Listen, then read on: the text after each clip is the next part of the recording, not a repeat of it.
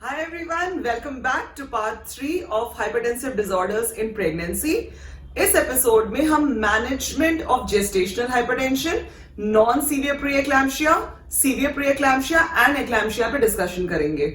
And इस episode को जब आप अच्छे से समझ लेंगे तो जब भी आप आगे कोई भी ऐसा मरीज मैनेज करेंगे तो you will never be in doubt whether you are doing it correctly और not. So keep watching, let us start.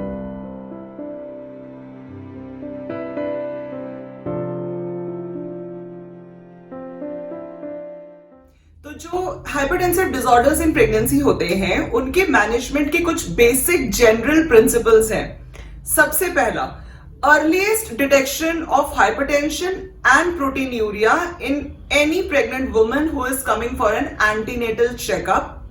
जिन महिलाओं के अंदर हम हाइपरटेंशन डिटेक्ट कर लेते हैं उनका timely initiation of anti hypertensive drugs. तीसरा है regular maternal and fetal surveillance for their well-being। चौथा है prevention of any complications, specifically eclampsia। Next, management of complications like eclampsia and HELLP syndrome Jin patients में ये develop हो जाता है। The next is appropriate birth planning and timely delivery for the best maternal and fetal outcome। And जो सबसे important part है वो है counselling of this pregnant women and her family throughout the antenatal period, intrapartum period as well as the postpartum period for the best possible maternal and fetal outcomes. तो इसके पहले कि हम specific management पे जाएं, हमें कुछ drugs of choice and specific contraindications भी पता होनी चाहिए इस पर्टिकुलर कंडीशन को मैनेज करने के लिए। जैसे सबसे पहले, what are the drug of choice और the anti hypertensives of choice which can be given to a woman who has hypertension in pregnancy, whether it is gestational or chronic. The two drugs are labetalol, which can be given either as tablets or as injectable in the IV route. दूसरा है निफेडेपिन, which is usually given as tablets। ये याद रखिएगा कि पहले एक drug alpha methyl dopa बहुत commonly use की जाती थी जेस्टेशनल हाइपरटेंशन में, which is now no longer recommended। ये भी याद रखिएगा कि जो पेशेंट्स पहले से क्रॉनिक हाइपरटेंशन के मरीज थे उन्हें हमें उनकी जो भी प्री एग्जिस्टिंग मेडिसिन वो यूज कर रहे थे उसे बंद करके उन्हें या तो लेबेटालॉल या निफेडेपिन पे शिफ्ट करना चाहिए, क्योंकि ज्यादातर जो एंटी हाइपरटेंसिव ड्रग्स हैं specifically like ACE inhibitors, they are contra indicated in pregnancy and can not be given. Next, what is the anti convulsant of choice? So the anti convulsant of choice in eclampsia is injection magnesium sulphate. Next, what is the IV fluid of choice? IV fluid of choice in hypertensive disorders in pregnancy remains either Ringer lactate or normal saline। हमारे लिए IV fluids को समझना बहुत जरूरी है, क्योंकि जैसा कि मैंने आपको पार्ट 2 में बताया, जो हमारे हाइपरटेंसिव प्रेग्नेंट लेडीज होते हैं उनका ब्लड वॉल्यूम कॉन्ट्रैक्टेड होता है, क्योंकि जो पूरा फ्लूइड है वो एडिमा के फॉर्म में बॉडी में रीडिस्ट्रीब्यूट हो जाता है। तो ऐसे प्लांट्स को हमें आईवी फ्लूइड्स के साथ मैनेज करना पड़ता है। उसकी डोजिंग और उसके जो प्रॉपर प्रोटोकॉल्स हैं वो मैं सब्सिक्वेंटली आप लोगों से डिस्कस करूंगी। ऑल्सो रिमेंबर कि जो रूटीन एंटीनेटल केयर है उसमें जो आईएफए की टैबलेट्स, कैल्शियम की टैबलेट्स, डीवर्मिंग, फॉलिक एसिड ठीक उसी तरह चलता है जैसे एक नॉर्मल रूटीन एंटीनेटल वुमेन को हम देते हैं। क्या सॉल्ट रिस्ट्रिक्शन का कोई भी रोल है in the management of hypertensive disorders in pregnancy? The answer is no, because as we discussed in part 2, the main pathophysiology is around the faulty placental development. तो सॉल्ट रिस्ट्रिक्शन से ऐसे patients को बहुत फायदा नहीं होता, but it is important for the mother to know that she will not take any added salt। Added salt मतलब जैसे अचार, सैलेड के ऊपर छिड़ककर, पापड़ के फॉर्म में, वरना जो नॉर्मल खाने के साथ वो सॉल्ट खाती है उसको वो कंटिन्यू रख सकती हैं। ये भी याद रखिएगा कि सीवियर हाइपरटेंशन के केसेस में जहां ब्लड प्रेशर बहुत ज्यादा बढ़ जाता है, वहां पर ब्लड प्रेशर को कम करने के लिए डायूरेटिक्स आर नॉट रेकमेंडेड। एक बहुत कॉमन क्लिनिकल प्रैक्टिस होती है कि जब हमें बीपी किसी का बहुत ज्यादा बढ़ रहा होता है और उसे हमें कम करना होता है तो हम यूजुअली डायूरेटिक्स दे देते हैं, but pregnant women with pre eclampsia और eclampsia, please do not give any diuretics. They are not recommended. So now we come to this management of specific cases.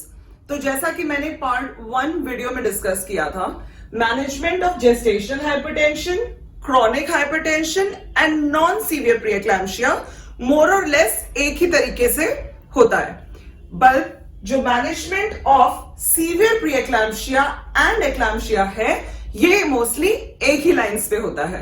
तो जब हमें ये मोटा मोटा क्लासिफिकेशन समझ में आ जाएगा तो हमारे लिए जो सबसे पहला काम है वो ये है कि हम ये डिसाइड करें कि जिस एंटीनेटल केस को या जिस इंट्रापार्टम केस को या जिस पोस्टपार्टम केस को हम देख रहे हैं वो क्लाइंट हमारी इनमें से किस कैटेगरी में फॉल करती है। तो अगर वो जेस्टेशनल हाइपरटेंशन, क्रोनिक हाइपरटेंशन और नॉन सीवियर प्रीएक्लैम्शिया वाली कैटेगरी में फॉल कर रही होगी तो उनका जो मैनेजमेंट है वो मोर और लेस एक ही स्पेक्ट्रम पे होगा। बट अगर वो सीवियर प्रीएक्लैम्शिया या एक्लैम्शिया वाले स्पेक्ट्रम में फॉल कर रही होंगी तो उनका मैनेजमेंट ऑलमोस्ट एक कैटेगरी के क्लाइंट्स की तरह किया जाएगा। तो इस डिफरेंशिएशन को याद करने के लिए please refer back to the part 1 of hypertensive disorders in pregnancy, and from here on we move further. So now coming to the management of gestational hypertension या non-severe preeclampsia clients.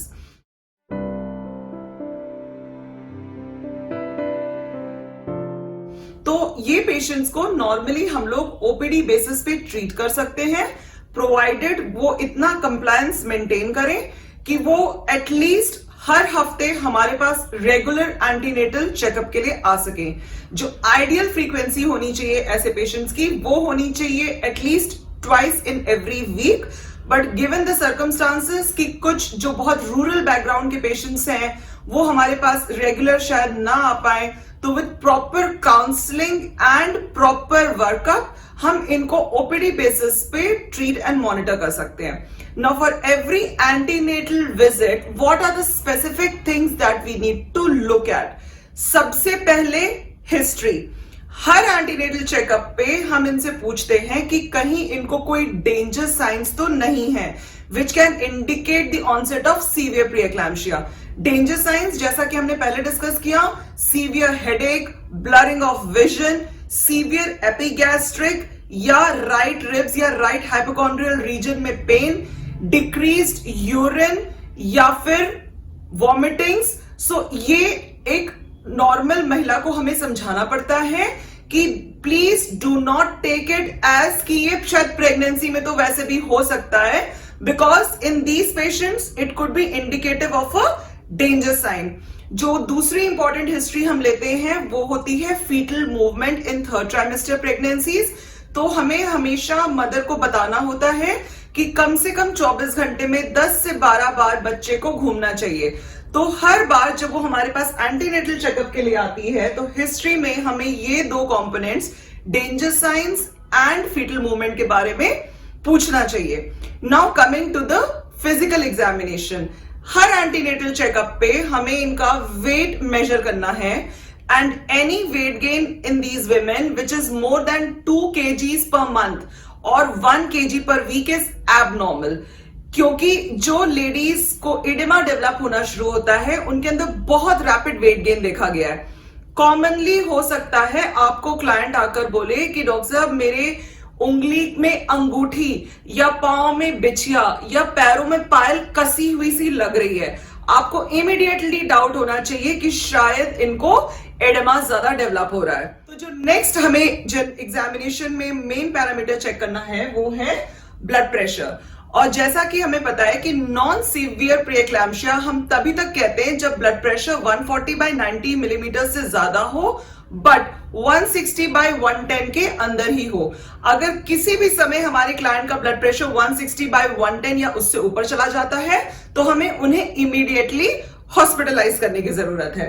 ध्यान रखिए कि अगर आप डिजिटल बीपी मशीन्स यूज करते हैं तो उनकी बैटरीज को टाइमली चेंज करते रहना चाहिए, नहीं तो वीक बैटरीज की वजह से बीपी की गलत रिकॉर्डिंग मिल सकती है। The third important examination that we do is the per abdomen examination. Per abdomen examination में बेसिकली हम एक तो देखते हैं फंडल हाइट, क्योंकि वो अपने जेस्टेशनल एज के साथ कोरिलेट कर रही है या नहीं कर रही है, क्योंकि जैसे जैसे प्लेसेंटल परफ्यूजन कम होता जाता है चांसेस है कि बच्चे के अंदर इंट्रा यूट्राइन ग्रोथ रिटार्डेशन, साथ में ओलिगोहेड्रेमनियोज भी हो सकता है ऐसी मदर्स को, जिसकी वजह से फंडल हाइट जो जेस्टेशनल एज है उससे कम मिल सकती है, विच इज इंडिकेटिव कि हमारा बेबी प्रॉपरली ग्रो नहीं कर रहा है। The next important component is the fetal heart sound. हर विजिट पे हमें ये इंश्योर करना है कि जो बच्चे का हार्ट साउंड है वो with in the normal range of 120 या एंड 160 बीट्स पर मिनट के बीच में हो, and there is no evidence of any kind of fetal distress. तो ये तो हो गई हिस्ट्री एंड एग्जामिनेशन की बात। Now there are certain investigations that we need to do for this women. हर एंटीनेटल चेकअप पे हम यूरिन एल्बुमिन जरूर चेक करते हैं, because these women can develop proteinuria. जब तक +2 है डिपस्टिक में तब तक हम इसको नॉन सीवियर प्रीएक्लैम्शिया लेके चलते हैं, बट जैसे ही वो 3+ एंड अबव हो जाएगा this is taken as a case of severe preeclampsia. The next thing that we also check on the dipstick is the urine sugar. जो लेडीज हमारे पास 24 to 28 वीक्स के पीरियड में जब आती हैं एंटीनेटल चेकअप के लिए, तो इनका हमें ग्लूकोज टॉलरेंस टेस्ट भी कराना मैंडेटरी है to rule out gestational diabetes mellitus, क्योंकि ऐसे क्लाइंट्स को जेस्टेशनल डायबिटीज डेवलप होने की भी चांसेस बहुत हाई होते हैं। जेस्टेशनल डायबिटीज को हम सब्सिक्वेंट वीडियोस में और डिटेल में डिस्कस करेंगे। इसके अलावा और क्या इन्वेस्टिगेशंस हैं जो हमें इन पेशेंट्स के कराने हैं? LFT मतलब serum bilirubin, SGOT, SGPT and alkaline phosphate, renal function test primarily serum creatinine and urea and the platelet count, because if we reflect back to episode 1 of hypertensive disorders तो केवल urine protein ही नहीं, अगर इनमें से कोई भी एक factor deranged है तो वो भी सीवियर प्रीएक्लैम्शिया के लिए क्वालिफाई कर जाता है। तो एक रूटीन एंटीनेटल मॉनिटरिंग जब हम नॉन सीवियर प्रीएक्लैम्शिया या जेस्टेशनल हाइपरटेंशन के पेशेंट्स का करते हैं तो हमें ये सारे पैरामीटर्स हर वीकली एंटीनेटल चेकअप पे देखने चाहिए। Now what is the advice that we give to these mothers? The advice is primarily related to her routine daily life and antenatal medicines and rest and diet. हमें उन्हें यह समझाने की जरूरत है कि ज्यादा से ज्यादा वो लेफ्ट करवट पे लेटे रहें, बिकॉज जैसे हमने पहले डिस्कस किया इन प्रीवियस एपिसोड्स, जो यूट्राइन परफ्यूजन है वो बेटर होता है क्योंकि इंफीरियर वेना केवा के ऊपर से यूट्रस का प्रेशर हट जाता है, so the placental perfusion is improved and बच्चे को एडिक्वेट ब्लड सप्लाई मिलती रहती है। दूसरा इंपॉर्टेंट जो हमने डाइट के लिए इन्हें बताना है वो ये है कि सॉल्ट रिस्ट्रिक्शन जरूरी नहीं है, बट एडेड सॉल्ट खाने में ना लें। They have to take iron and protein rich food, क्योंकि ऐसे पेशेंट्स को यूरिन में प्रोटीन लॉस हो रहा होता है। तो हम उन्हें ये एडवाइस करते हैं कि दाल, सोया बड़ी, भुना चना, ऐसी चीजें जो प्रोटीन रिच होती हैं उसको वो ज्यादा लें। आपके जो पेशेंट्स नॉन वेजिटेरियन हैं उनको आप डेली एक egg white, boiled egg white भी खिलाने के लिए एडवाइस कर सकते हो, because it is a very rich source of dietary protein. उसके अलावा हमें इन्हें यह बताना होता है कि ये कोई भी बहुत हैवी फिजिकल वर्क नहीं करेंगे and they will try to take adequate rest after every 2 to 4 hours of work, so that पैरों का एडेमा भी रिलीव्ड रहे and they at any point of time अगर उन्हें मूवमेंट कम फील होती है या कोई भी डेंजर साइन महसूस होता है तो उन्हें तुरंत फैसिलिटी पे रिपोर्ट करना है। हमें इनकी फैमिलीज को भी काउंसिल करना पड़ता है that what are the possible dangers to the mother and the baby, ताकि हमेशा मदर और उसकी फैमिली अपने वेलबींग के लिए प्रिपेयर्ड रहे। Now coming to the treatment, तो ट्रीटमेंट बेसिकली हमें करना होता है रेस्ड ब्लड प्रेशर का। When do we start the anti hypertensive drugs? When the diastolic blood pressure measures more than 100 millimeters of mercury. The two options that are available are tablet labetalol, which can be given as 100 milligrams twice or thrice daily to a maximum of 2.4 grams per 24 hours. The second option is sustained release tablets of nifedipine, which can be given as 10 milligrams tablet twice or thrice daily to a maximum of 80 milligrams in 24 hours. The target blood pressure is 90 to 100 millimeters of mercury. We do not want the blood pressure to go below 90 millimeters of mercury, क्योंकि ऐसे में क्या होगा कि जो uterine perfusion है वो fall हो जाएगा और बच्चे की ब्लड सप्लाई हैम्पर हो सकती है। इसलिए जो टारगेट बीपी है वो हम diastolic 90 to 100 millimetres of mercury पे मेंटेन रखना चाहते हैं। अगर इन दोनों मेडिसिन से ब्लड प्रेशर नहीं कंट्रोल होता और वो 160 110 या उसके बियॉन्ड चला जाता है, तो हमें ऐसे पेशेंट्स को इमीडिएटली हॉस्पिटलाइज करने की जरूरत है। इन पेशेंट्स की मॉनिटरिंग में एक और इंपॉर्टेंट कंपोनेंट है, वो है अल्ट्रासाउंड। जहां पे हमारे पास फैसिलिटीज अवेलेबल हैं, हमें इन पेशेंट्स के 32 वीक्स एंड 36 वीक्स पे तो एक अल्ट्रासाउंड जरूर करवा लेना चाहिए।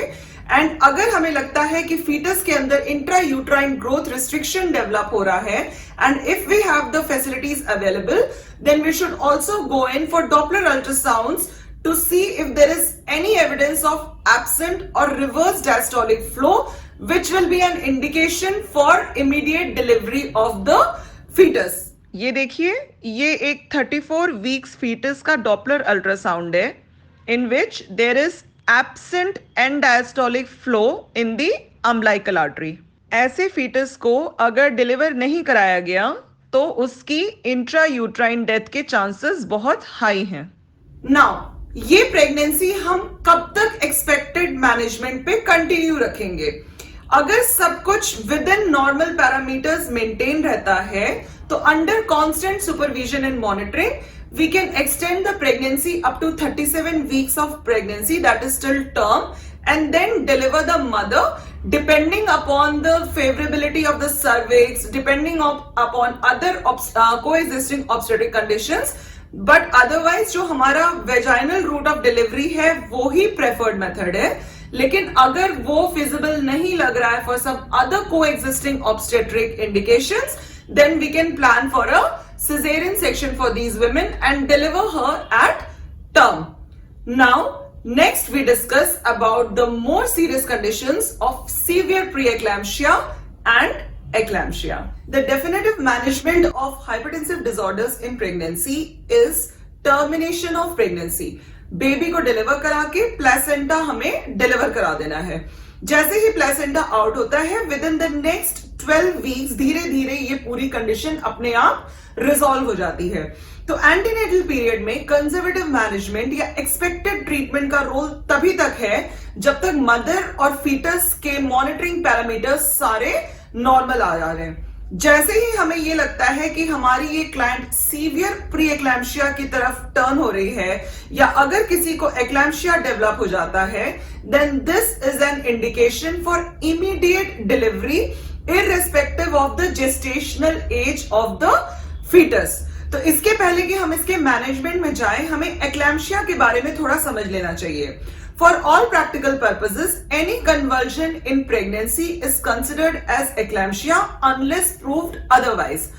अब हमें हिस्ट्री में कभी कभी पास्ट हिस्ट्री ऑफ कन्वर्जन्स मिल सकता है जो कि इंडिकेटिव हो सकता है कि शायद हमारी पेशेंट पहले से एपिलेप्सी की पेशेंट है।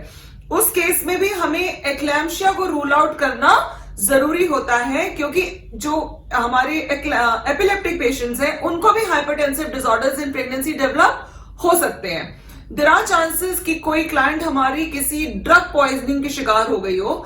In that case, we have to take adequate history and do a proper clinical examination to rule out कि ये conversions कहीं किसी poisoning की वजह से तो नहीं है. तीसरा, infective etiologies जैसे meningitis, encephalitis या cerebral malaria. All of these can also cause convulsions in pregnancy. So it is important to take history of fever, look for neck rigidity and other meningeal signs to rule out this as a cause of eclampsia or otherwise. जहां पे हमारे पास CSF analysis की provisions है, वहां पे हम CSF analysis करके भी मेनिंजाइटिस या एनकेफेलाइटिस को रूल आउट कर सकते हैं. But for all practical purposes in a facility, specially in public health settings जहां एक CHC या सब सेंटर पे हम काम कर रहे हैं, वहां पे जब भी कोई महिला, गर्भवती महिला अगर कन्वर्जन्स के साथ आती है तो हमें सबसे पहले एक्लैम्शिया के लाइंस पे ही सोचना चाहिए. दूसरी इंपॉर्टेंट चीज ये है कि कभी कभी हमें पेशेंट्स ऐसे भी मिल सकते हैं जिनको एक्लैम्प्टिक सीजर्स आ रहे हो बट उनका ब्लड प्रेशर 140/90 के नीचे ही मिले, क्योंकि जैसा हमने एपिसोड 1 में डिस्कस किया, अगर उनके बेसलाइन सिस्टोलिक से 30 mmHg या बेसलाइन डायस्टोलिक से 15 मिलीमीटर्स ऑफ मर्क्यूरी भी ब्लड प्रेशर बढ़ गया होगा तो एक्लैम्शिया के चांसेस होने बढ़ जाते हैं. तो हमें कभी ये नहीं सोचना चाहिए कि नॉर्मल ब्लड प्रेशर है, विद इन 140/90 है, फिर ये एक्लैम्शिया कैसे हो सकता है.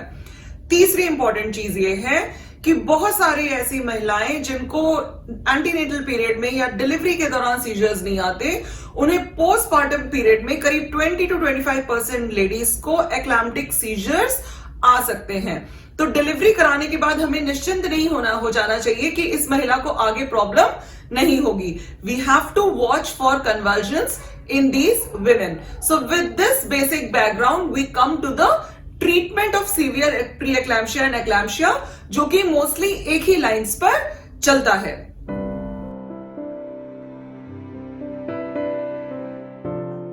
Management of severe pre eclampsia and eclampsia is always a team work. कभी भी हमें यह नहीं सोचना चाहिए कि हम अकेले सब कुछ मैनेज कर लेंगे. तो जैसे ही आपके पास कोई सीवियर प्री एक्लैम्शिया या एक्लैम्शिया की पेशेंट आती है, ऑलवेज कॉल फॉर हेल्प. सारे ऑब्स्टेट्रिक यूनिट्स में right from the lowest level delivery point to the highest level delivery centres, we should have these eclampsia kits ready and handy, ताकि जैसे ही हमारे पास कोई पेशेंट आए, हमारा टाइम अननेसेसरीली चीजें gather करने में ना लगे. एक्लैम्शिया किट के जो कंटेंट्स हैं वो होते हैं 2 16 या 18 गेज IV कैनुले, RL या नॉर्मल सलाइन की bottle, IV drip set, mouth gag या airway to prevent tongue bite, 10 ml की 2 सिरिंजेस और 20 ml की 1 syringe, injection magnesium sulphate 50% weight by volume 2 ml के कम से कम 20 ampoules, 2% xylocaine 1 vial, Foley's catheter and urobag, knee hammer and a pair of sterile gloves. Now, the basic steps in the management of severe preeclampsia or eclampsia can be divided into the following. सबसे पहला, general supportive measures. दूसरा, prevention of convulsions in severe preeclampsia and control and prevention of further convulsions in cases of eclampsia. तीसरा, control of hypertension. चौथा, plan for delivery. Now, what are the general supportive measures that need to be given in a case with severe preeclampsia or eclampsia?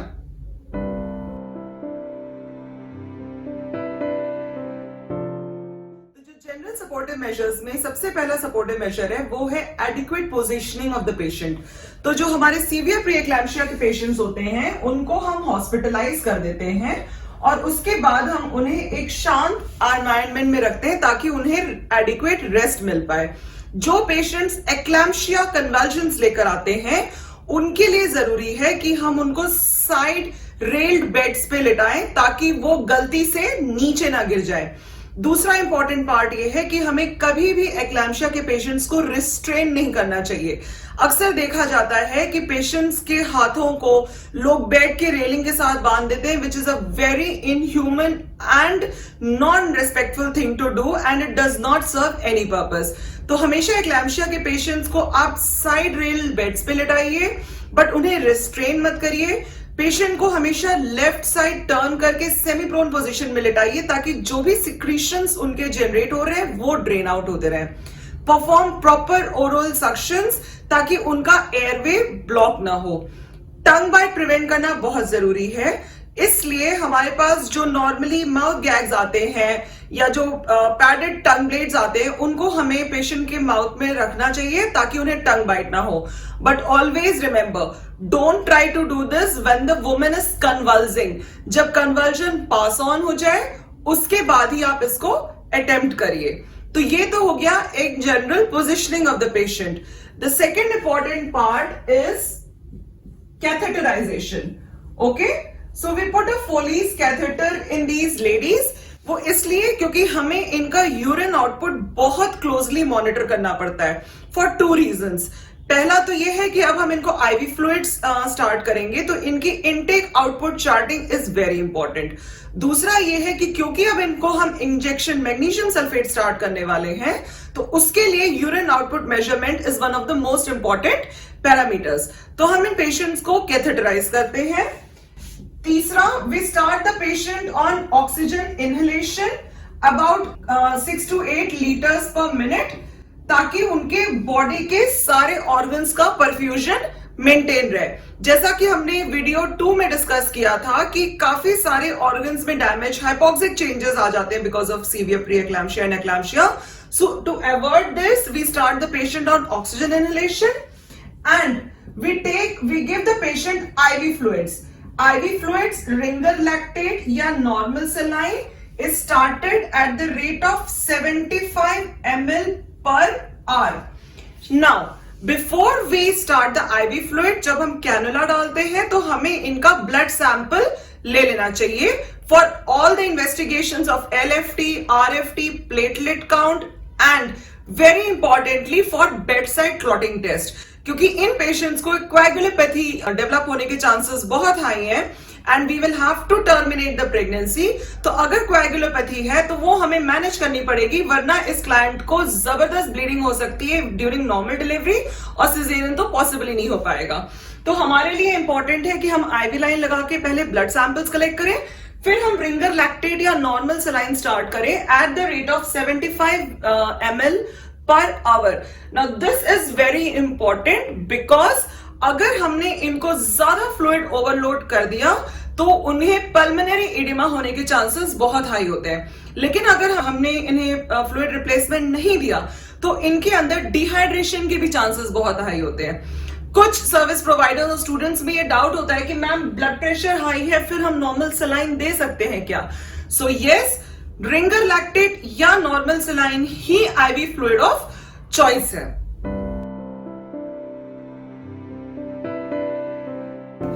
तो general supportive measures देने के बाद जो दूसरा सबसे important step हमें immediately लेना है वो है starting the anti convulsion therapy. Severe pre eclampsia के केसेस में एंटी कन्वल्सन दिया जाता है टू प्रिवेंट एक्लैम्शिया, और एक्लैम्शिया के केसेस में क्योंकि कन्वर्जन्स ऑलरेडी शुरू हो चुके होते हैं तो हमें उनको तुरंत कंट्रोल भी करना होता है प्लस रेकरेंस भी प्रिवेंट करनी होती है। The drug of choice is injection magnesium sulphate, जिसको नॉर्मली कॉमन भाषा में लोग मैक्सल्फ के नाम से बोलते हैं। Injection magnesium sulphate. दूसरा एक कॉमन क्वेश्चन जो अक्सर सर्विस प्रोवाइडर्स और स्टूडेंट्स पूछते हैं वो ये है कि मैम मैग्नीशियम सल्फेट ही क्यों, हम डायजेपाम या फेनिटोइन या फिनोबार्बिटॉन कोई इस तरीके का एंटी कन्वल्सेंट क्यों नहीं यूज कर सकते? So the answer is that it has been proven through various studies and research कि एक्लैम्प्टिक कन्वल्जन्स के लिए magnesium sulphate is the most effective and safe to use drug in the prevention and recurrence of eclamptic seizures, and this is easily available and a very cheap drug in that sense. तो जो drug of choice है वो injection magnesium sulfate है.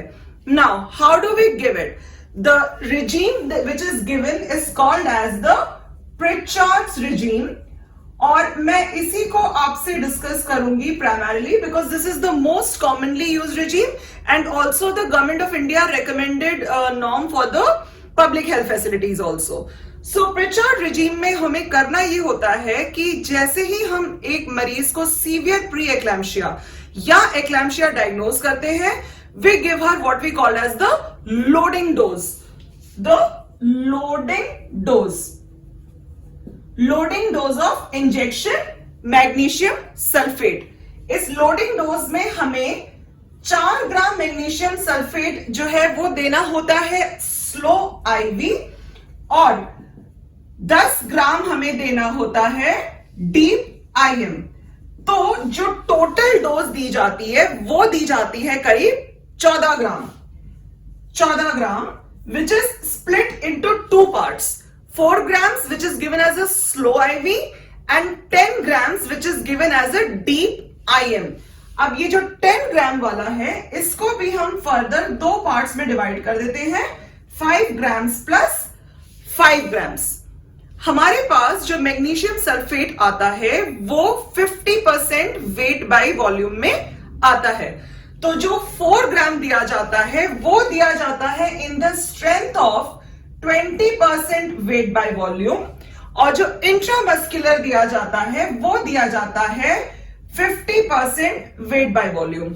हमारे पास क्योंकि सिर्फ 50% weight by volume आता है तो हमें इसको आईवी देने के लिए कन्वर्ट करना पड़ता है टू 20% वेट बाय वॉल्यूम। वो कैसे किया जाएगा?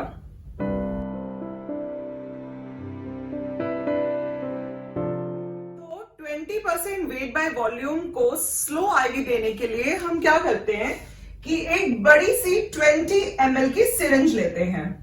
Okay, so here we have a syringe of 20 ml।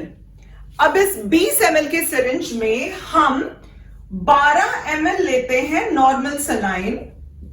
Okay, we take 12 millilitres of normal saline, और जो रिमेनिंग 8 ml है वो हम लेते हैं इंजेक्शन मैग्नीशियम सल्फेट। नॉर्मली जो हमारे पास injection magnesium sulphate 50% weight by volume आता है वो 2 ml के एम्प्यूल्स आते हैं। तो हमें अगर 8 ml लेना है तो बेसिकली हमें 4 एम्प्यूल्स 50% वेट बाय वॉल्यूम के लेने हैं इस 20 ml की सिरिंज में, और 12 ml हमें लेना है नॉर्मल सलाइन। तो अब जो ये स्ट्रेंथ बन गई, ये बन गई 20% इंजेक्शन मैग्नीशियम सल्फेट। अब हम इसे इस पेशेंट को देंगे slow IV over a period of next 5 minutes. Now, the important part is कि never try to give the injection when the patient is convulsing. Wait for the convulsion to pass off. नहीं तो आप struggle करते रहोगे and you will not be able to give the medicine adequately. It is important to give the IV part first, ताकि इसके बाद आपकी patient थोड़ी सी कंट्रोल में आ जाएंगी and then you can give her the intramuscular dose.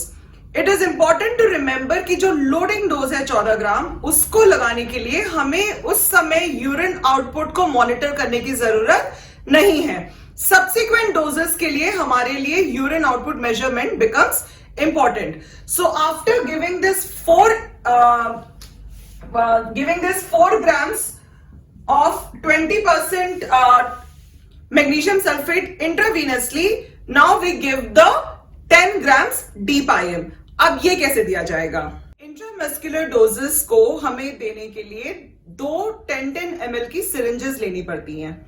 Her 10 ml की syringe में हम 5 एम्प्यूल डालते हैं magnesium sulphate which is in the strength of 50%। जो मैग्नीशियम सल्फेट के एम्प्यूल्स आते हैं ये नॉर्मली 2 ml के आते हैं। तो हम एक 10 ml की 2 सिरिंजेस लेके इनको हम इस हर सिरिंज में 5 एम्प्यूल मैग्नीशियम सल्फेट डालते हैं which becomes equivalent to 5 grams in each syringe. इसके बाद हम इसमें लोड करते हैं 1 ml ऑफ 2% ज़ाइलोकेन। 2% ज़ाइलोकेन इसलिए डाला जाता है क्योंकि जो इंजेक्शन मैग्नीशियम सल्फेट है it is a very painful injection. तो ज़ाइलोकेन के साथ देने से मरीज को पेन कम होता है, और क्योंकि अभी इसकी मेंटेनेंस डोजेस चलेंगी तो आगे भी हमारी मरीज कंफर्टेबल रहेगी। तो हम ये 10 ml की 2 syringes with magnesium sulphate and 1 ml of 2% xylocaine लेके ईच बटक्स में डीप आईएम देते हैं। ये टर्मिनोलॉजीज याद रखना हमारे लिए बहुत जरूरी है। Slow IV in case of 4 grams 20% and deep IM in case of 5 grams given in each buttocks. Why? Because अगर आपने इसको deep IM नहीं दिया तो लोकल एब्सेस बनने के चांसेस काफी बढ़ जाते हैं। अगर हमारी पेशेंट कॉन्शियस है तो हमें इंजेक्शन देते समय उसको ये बताना चाहिए कि जब हम ये इंजेक्शन लगा रहे हैं तो उसे थोड़ी सी गर्माहट महसूस होगी। तो ये तो हो गई लोडिंग डोज की बात। इंपॉर्टेंट पॉइंट ये याद रखिएगा कि ऐसे सेंटर्स जो कि लोअर सेंटर्स CHCs या सब सेंटर्स हैं, वहां पे हमारे पास कोई स्पेशलाइज्ड डॉक्टर अवेलेबल नहीं है, तो वहां पे as per government of India guidelines हमें सिर्फ 10 ग्राम्स लोडिंग डोज लगा के और जनरल मेजरमेंट्स देके पेशेंट को हमें हायर सेंटर पे रेफर करना है। मतलब जो 4 ग्राम्स वाला पार्ट है वो नहीं लगाया जाएगा, सिर्फ 10 ग्राम्स 5 grams in each बटक की लोडिंग डोज लगा के वहां की स्टाफ उनको हायर फैसिलिटी पे रेफर कर देगी। Now what do you do if the conversion occurs after 15 minutes of this loading dose? आपने 14 ग्राम लोडिंग डोज लगा दिया लेकिन 15 मिनट के बाद उस मरीज को फिर से कन्वर्जन आ गए। In that case what we do that we give her an additional dose of 2 grams. Okay, in addition to the 14 gram of loading dose, we give an additional dose of 2 grams. उसको कैसे बनाएंगे? जब हमने 20 ml की syringe ली थी तो ये 4 grams बना था। तो अब हम क्या करेंगे? 2 grams बनाने के लिए हम फिर से एक 10 ml की सिरिंज लेंगे इस बार। So this is just a 10 ml syringe. इस 10 ml की सिरिंज में हमें इसको जैसे 12 और 8 में डिवाइड किया था, इसको करेंगे 6 ml of normal saline and 4 ml of magnesium sulphate और इसके बाद इसको हम स्लो आईवी लगा देंगे। अगर इसके बाद भी कन्वर्जन आ जाता है तब हम पेशेंट को डायजेपाम दे सकते हैं। Diazepam is given 10 milligrams slow IV over 2 minutes. Now, what is the next step? The next step is to maintain this patient on magnesium sulfate, which is now called as the maintenance dose.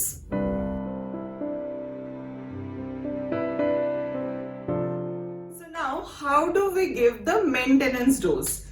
Maintenance dose of magnesium sulfate, maintenance dose. Okay? हमने loading dose लगा दी और अब हम इस patient की delivery का process में engage हो गए। अब हमें मेंटेनेंस डोज मेंटेन रखनी है इस पेशेंट को। कब तक?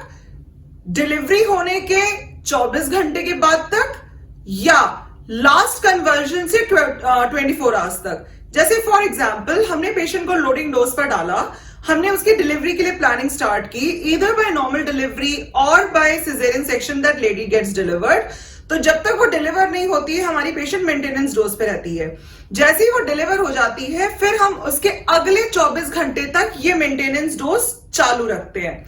लेकिन अगर डिलीवरी के बाद उस महिला को फिर से कन्वर्जन आ जाता है तो अब कन्वर्जन से लेके अगले 24 घंटे तक ये डोज चालू रहेगी।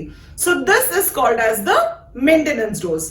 मेंटेनेंस डोज में बेसिकली हमें 5 grams magnesium sulphate alternate buttocks में हम देते रहते हैं एवरी 4 आवर्स। तो हमें 10 ml की सिरिंज लेनी है, उसमें 5 ampoule wait by volume magnesium sulphate with 1 ml of 2% xylocaine load करना है और एक बार हमने राइट बटक पे दिया, फिर हम 4 घंटे बाद लेफ्ट पे देंगे, फिर हम 4 घंटे बाद राइट पे देंगे और ये तब तक देते रहेंगे जब तक डिलीवरी या लास्ट कन्वर्जन के 24 घंटे ना बीत जाए, विच एवर हैपन्स लेटर। लेकिन इसको देने के पहले हमें 3 पैरामीटर्स को मॉनिटर करना होता है। सबसे पहला होता है यूरिन आउटपुट। जब भी हमारी पेशेंट मैक्सिल्फ के मेंटेनेंस डोज पे डाली जाती है तो हमें यूरिन आउटपुट मेजर करना होता है, which should be at least 30 ml per hour या अगर हम 4 घंटे पे उनको इंजेक्शन मैग्नीशियम सल्फेट रिपीट करने जा रहे हैं तो प्रीवियस रीडिंग से इस रीडिंग के बीच में कम से कम 100 ml का यूरिन आउटपुट कलेक्ट हो जाना चाहिए। दूसरा, द डीप टेंडन रिफ्लेक्सेस, जिसको हम नॉर्मली DTR बोलते हैं, और मैग्नीशियम सल्फेट वाली पेशेंट्स में हम नॉर्मली नी चेक करते हैं। The DTRs should be present. And तीसरा, द रेस्पिरेटरी रेट, हमें इन पेशेंट्स का रेस्पिरेशन मॉनिटर करना पड़ेगा। If it is less than 16 respirations per minute, we will not give the next dose of magnesium sulphate. तो ये 3 points हैं जिनको हम नेक्स्ट डोज देने से पहले चेक कर लेते हैं।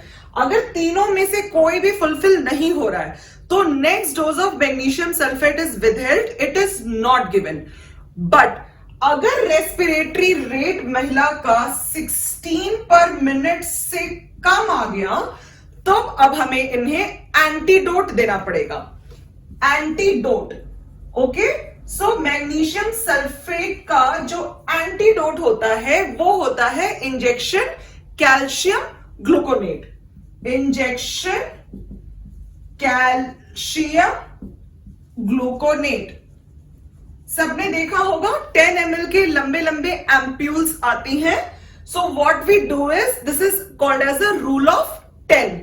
हम 10 ml of injection calcium gluconate लेते हैं और इसको हम धीरे धीरे over a period of 10 minutes very slow IV देते हैं। जो स्ट्रेंथ होती है इस कैल्शियम ग्लूकोनेट की, ये 10% कैल्शियम ग्लूकोनेट होता है। अगर हमने इस 10% ऑफ 10 ml कैल्शियम ग्लूकोनेट को स्लो आईवी ओवर 10 मिनट्स नहीं दिया तो this can cause immediate cardiac arrest because of the calcium present in it. तो हमेशा हमें इसे स्लो आईवी ओवर 10 मिनट्स देना है उन पेशेंट्स को मेंटेनेंस डोज पे जो हैं और जिनका रेस्पिरेटरी रेट पर मिनट 16 से नीचे चला गया है, to act as an antidote for the magnesium sulfate toxicity. So this is how the maintenance dose for a woman with severe preeclampsia or eclampsia is given. So now we come to the antihypertensive treatment. हमने general supportive measures शुरू किए, blood को investigations के लिए भेजा, patient को loading dose of magnesium sulphate start किया। The third step in the management is antihypertensive management.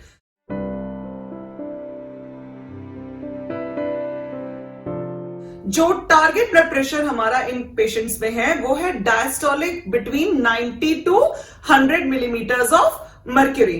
तो जब हमारे पास 2 ड्रग्स हैं जो हम इन पेशेंट्स को दे सकते हैं, पहला है इंजेक्शन लैबेटालॉल और दूसरा है tablet nifedipine. Injection labetalol is quite a safe drug and it can be given in as IV injections to these patients. लेकिन जो पेशेंट्स हमारे ऑलरेडी एस्थमेटिक है या हार्ट डिजीज के पेशेंट्स हैं या कंजस्टिव कार्डियक फेलियर में हैं, उन्हें हमें ये ड्रग देना अवॉइड करना चाहिए। So option 1 is injection लैबेटालॉल।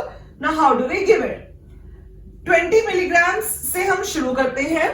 This 20 milligram injection labetalol is given as slow IV over 2 minutes. Slow IV over 2 minutes. उसके बाद हम 10 मिनट वेट करते हैं।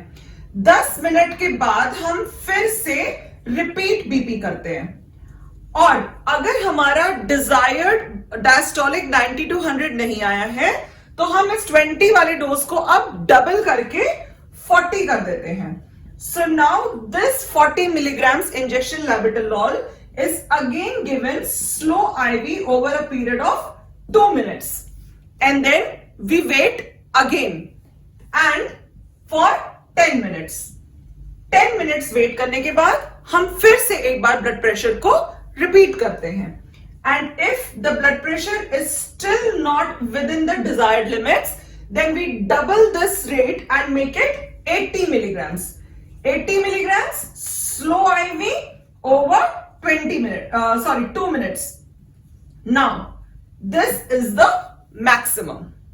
Okay, this 80 plus 40 plus 20, that is 140 milligrams is now the acceptable upper limit जितना आप injection लेबेटालॉल किसी client को दे सकते हो. नॉर्मली इस डोज के बाद ब्लड प्रेशर हमारा डायस्टोलिक 90 to 100 mmHg की रेंज में आ जाता है. Now what do you do if you don't have this drug, या लोअर लेवल सेंटर्स में जहां पे आईवी लाइन देना या आईवी मेडिकेशंस देना लोगों को बहुत कॉन्फिडेंटली नहीं आता, वहां पे हमारे पास जो नेक्स्ट ऑप्शन है वो है tablet nifedipine. Tablet nifedipine is a safe drug which can be given. So the second option is tablet nifedipine. Nifedipine हमारे पास कैप्सूल फॉर्म में भी आता है, पर यह याद रखिएगा कि एक बहुत ही पुराना प्रचलन है जिसमें कैप्सूल को पंचर करके लोग सबलिंगुअली दे देते हैं इस उम्मीद में कि बीपी फटाफट फॉल हो जाएगा. This should not be done because it can cause a rapid decline in the blood pressure which can cause a cut off in the uteroplacental circulation and result in fetal compromise. So we should always try to give tablet nifedipine orally. तो इसको हम कैसे देते हैं? पहले हम देते हैं 10 milligrams in conscious oral route for conscious patients. उसके बाद हम 20 minutes वेट करते हैं. 20 minutes वेट करने के बाद हम ब्लड प्रेशर को फिर से रिपीट करते हैं. And when we repeat the BP and the diastolic is still not within the desired range, we double this dose to 20 milligrams nifedipine. Okay? अगर ये 20 milligram देने के बाद हम इसको 20 minutes फिर से वेट करेंगे and then we will again do a repeat blood pressure. If it is still not controlled, then we give 20 milligrams of nifedipine again. But for a lower level facility, it is important to understand कि अब इसके beyond आपको इस client को higher centre पे refer करने की तैयारी शुरू कर देनी चाहिए.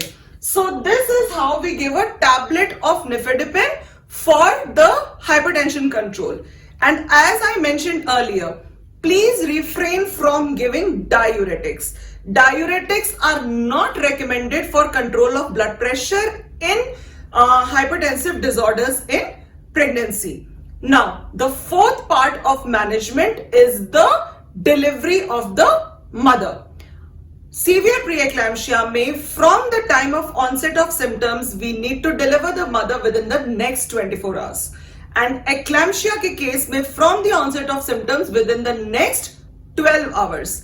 हमेशा हमें इन्हें एक ऐसे सेटअप में डिलीवर कराना चाहिए जहां पे एडवांस्ड ऑब्स्टेट्रिक केयर अवेलेबल हो, ताकि जो भी कॉम्प्लिकेशंस हैं वो आसानी से मैनेज हो सके. The mode of delivery will depend on the favourability of the cervix, depending on whether there are any other obstetric indications, whether there is any fetal distress. So it could be due preferably a vaginal route or cesarean section for several other indications. अगर mother को repeatedly convulsions आ रहे हैं and we are not able to, or if the condition is deteriorating, it is better to go in for a immediate cesarean section and deliver the baby. जो mothers 24 to 34 weeks की pregnancy में हैं, उन्हें हमें dexamethasone coverage देके ही deliver कराना चाहिए, जैसे मैंने अपने ANCS वाले एपिसोड में आपसे डिस्कस किया. Once the mother is delivered and the placenta is out, now we have to keep monitoring her blood pressure even in the postpartum period. At least 48 hours normal delivery के बाद तो वो hospitalized रहेंगे ही, and after cesarean section, depending on the post-operative stitches and the condition of the newborn, the mother will be hospitalized. And during the period of hospitalization, हम 4 hourly उनका blood pressure monitor करते रहेंगे. We will also look for proteinuria and any danger signs. And धीरे धीरे the mother usually recovers on antihypertensive management. The maintenance dose continues for till 24 hours after delivery. या अगर delivery के बाद भी convulsion आ गया तो till 24 hours after that convulsion. Now once the mother is discharged, before discharge we have to give her some specific advice. सबसे पहले तो she has to come back to regular follow up till the next 6 to at least 6 weeks, जब तक कि उसका postmortem period चल रहा है। जो क्रॉनिक हाइपरटेंशन के पेशेंट्स हैं, हम उन्हें फिजिशियंस के साथ वर्कअप करा के we can shift them to an alternate antihypertensive which is safe for use during lactational period, and for the mothers who are gestational hypertension and preeclampsia, उनको भी हम alternate drugs पे shift कर सकते हैं। The chances are कि the probability that within 12 weeks their blood pressure will come down to the pre-pregnancy normal limits। तो ये तो डिस्कशन हो गया on the management of severe pre eclampsia and एक्लैम्शिया।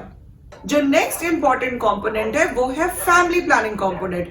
हमेशा हमें मदर को डिस्चार्ज के पहले एक फैमिली प्लानिंग एडवाइस जरूर दे देनी चाहिए, because there is a risk of subsequent pregnancies में repetition and we want that birth spacing to happen, so we give her the basket of choice and make sure that she is able to accept some family planning measure before she is discharged।